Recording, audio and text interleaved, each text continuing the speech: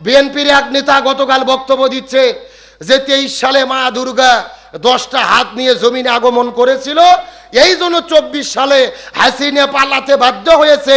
মা দুর্গার আশীর্বাদে, মা দুর্গার শক্তিতে হাসিনা দিল্লি পালিয়ে গেছে। নাউজুবিল্লাহ বলবেন না? আচ্ছা বলেন তো, মা দুর্গার কি কল্যাণ অকল্যাণ করার কোনো ক্ষমতা আছে? চিৎকার করে বলেন, কল্যাণের মালিক কে? অকল্যাণের মালিক কে? আর আল্লাহ যেটা করতে পারে ওটা দেব দেবী করছে, এটা বললে কি মান থাকে? সম্পূর্ণ শিরিক। ইন্না শিরকা লা যুলমুন আযীম, শিরিক হলো মহা জুলুম। কোরআনের অন্য জায়গায় আল্লাহ বলেছে আল্লাহ সব গুনাহ মাফ করে, তবে শিরিকের গুনাহ মাফ করে। তাহলে বলেন ক্ষমতা কি দেব দেবীর না আল্লাহর? আল্লাহ বলছেন তাবারাকাল্লাযী বিয়াদিহিল মুলক ওয়া হুয়া আলা কুল্লি শাইইন কাদির। দুনিয়ার কারো কোনো ক্ষমতা নাই, সর্বময় ক্ষমতার মালিক কে? আরো ধরে বলেন।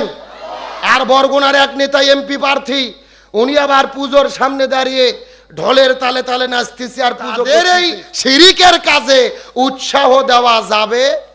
আবার যদি আপনি বলেন যে পূজা আর রোজা মুদ্রা দিয়ে পিঠোপিঠ, এটাও বলা যাবে না। ইমানের সঙ্গে সাংঘর্ষিক।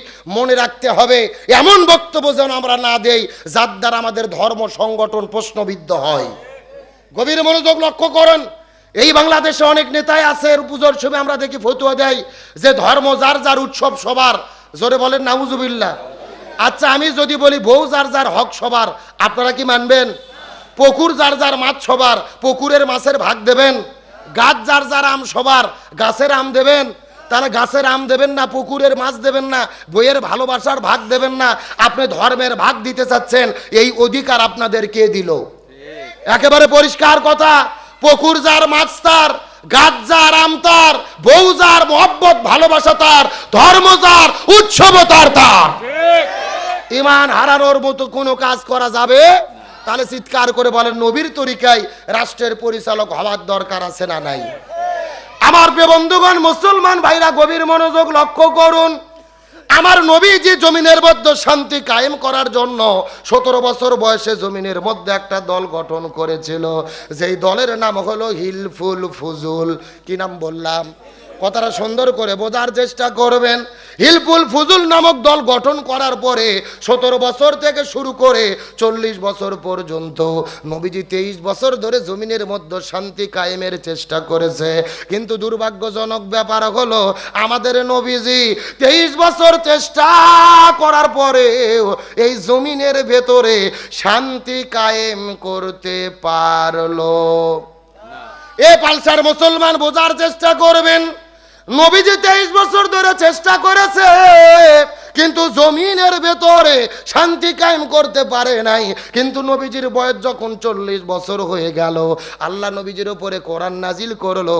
নবীজি যখন কোরআনের দাওয়াত দেওয়া শুরু করে দিলেন, এই জমিনে শান্তি কায়েম হয়ে গেল।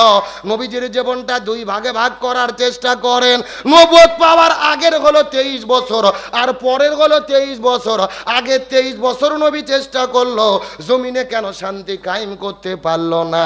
কিন্তু পরের 23 বছরে নবীজি কেন শান্তি কায়েম করতে পারলো? এর পেছনে কারণ হলো আগের 23 বছরের ভেতরে নবীজির কাছে দল ছিল, কিন্তু নবীজির দলের ভেতরে আল্লাহর কোরআনের সংবিধান ছিল না। আমার কথা কি বোঝা যায়? এ ভালো করে বোঝেন। আপনার আমার মতো 2 টাকার ছুটকে ফাটকে হুজুর না, এলাকার তেল তেলা গোয়েন্দার নেতা না। স্বয়ং বিশ্বনবী 23 বছর ধরে চেষ্টা করেছে এই জমিনে শান্তি কায়েম করার জন্য, শান্তি কায়েম করতে পারেনি। তার কারণ নবীর তখন দল ছিল, তখন আল্লাহর কোরআনের সংবিধান ছিল না। তার কারণ কোরআন তখন নাজিলই হয়নি।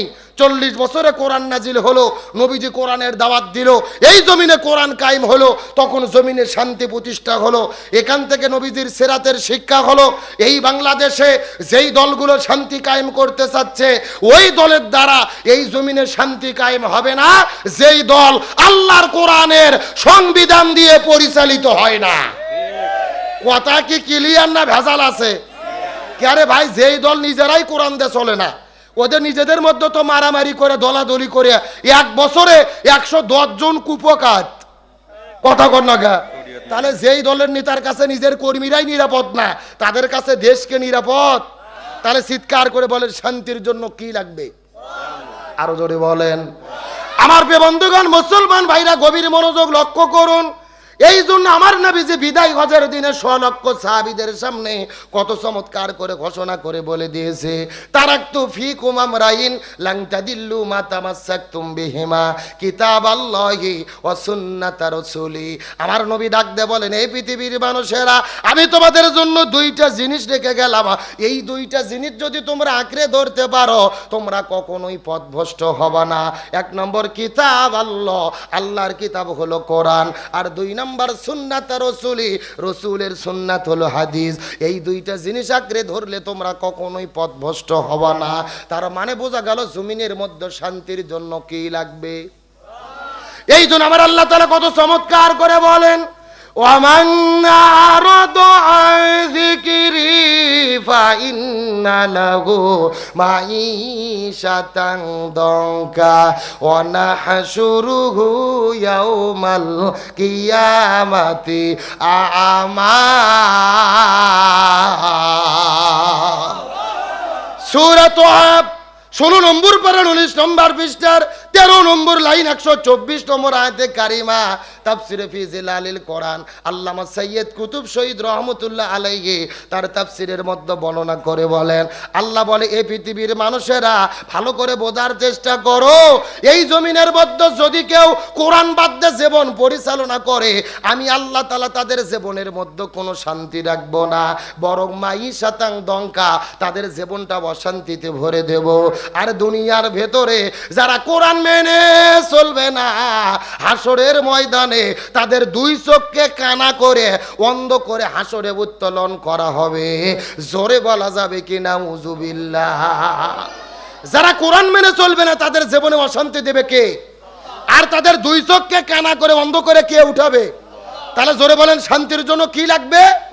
এই জন্য আল্লাহর কোরআন বলেন, ফামান তাবিয়া হুদায়া ফালা খাউফুন আলাইহিম ওয়ালা হুম ইয়াহজানুন। লক্ষ্য করেন, এই যেখানে আপনারা লিখে দিয়েছেন আব্দুল সালাম যুক্তিবাদী, আমি যুক্তিতে কিছু কথা আপনাদেরকে বুঝাই। মনে করেন বাংলাদেশের ঢাকা শহরে বিশাল বড় একটা পানির ট্যাঙ্কি আছে। জোরে বলেন কিসের ট্যাঙ্কি? ওই ট্যাঙ্কির মধ্যে থেকে পাইপ দিয়ে দিয়ে বাংলাদেশের 64টা জেলায় পানি সাপ্লাই দেওয়া হয়। কিন্তু ঢাকা শহরে যে পানির ট্যাঙ্কি আছে, ওই ট্যাঙ্কির ভেতরে একটা মরা বিড়েল মরিয়ে পৌঁছে গন্ধ উঠে আছে। আমার কথা বোঝা যায়? এখন একটা পাইপ আস্তে আস্তে আস্তে আস্তে আপনাদের বগুড়া স্যার মাথাতেও এসেছে। এখন বলেন তো, পাইপ দিয়ে যেই পানি বের হচ্ছে ওই পানি ভালো না গন্ধ? আর একটু জোরে বলেন। এখন গন্ধওয়ালা পানি বের হওয়ার পরে বগুড়া জেলার যত বড় বড় হুজুর আছে, ইমাম, মজ্জিন, খতিব, মুফতি, মুহাদ্দিস, ফকি, সব আলেমদেরকে ডেকে বলা হয়েছে, এই হুজুরের গোষ্ঠীরা, এই যে গন্ধওয়ালা পানি বের হচ্ছে তোমরা ফু দিয়ে দিয়ে পরিষ্কার করো। হবে? আচ্ছা, বগুড়া জেলার হুজুর তো দূরের কথা, কাবা শরীফের ইমামও যদি এসে বিসমিল্লাহ বলে ফু দেয়, পরিষ্কার হবে? আচ্ছা বলেন তো, পরিষ্কার করতে গেলে কি পরিষ্কার করা লাগবে? ওই ঢাকা শহরের ট্যাঙ্কি পরিষ্কার করা লাগবে। এটা কি বুঝতে পেরেছেন? এবার আসল ওয়াজ শোনেন, আসল ওয়াজ। এই বাংলাদেশেও শান্তি প্রতিষ্ঠার একটা ট্যাঙ্কি আছে, যার নাম হলো সংসদ ভবন। আরো জোরে বলেন। আর ওই সংসদের ভেতর থেকে বাবার আইন, দাদার আইন, চাচার আইন, খালুর আইন, ফুপার আইন, কার্ল মার্ক্সের আইন, লেনিনের আইন, পুতিনের আইন, সক্রেটিসের আইন, প্লেটোর আইন, ধর্মনিরপেক্ষতাবাদ, জাতীয়তাবাদ, ভারতের আইন, ব্রিটিশের আইন, মানব রচিত তন্ত্র মন্ত্রকে জুতো এবং ঝাঁটাপিটা করে বিদায় করে যতদিন পর্যন্ত কোরআন সংসদে ঢুকাইয়া কোরআন দিয়ে বাংলাদেশ পরিচালিত না হবে, ততদিন পর্যন্ত এই জমিনের ভেতরে শান্তি আসতে পারে না, পারে না, পারে না।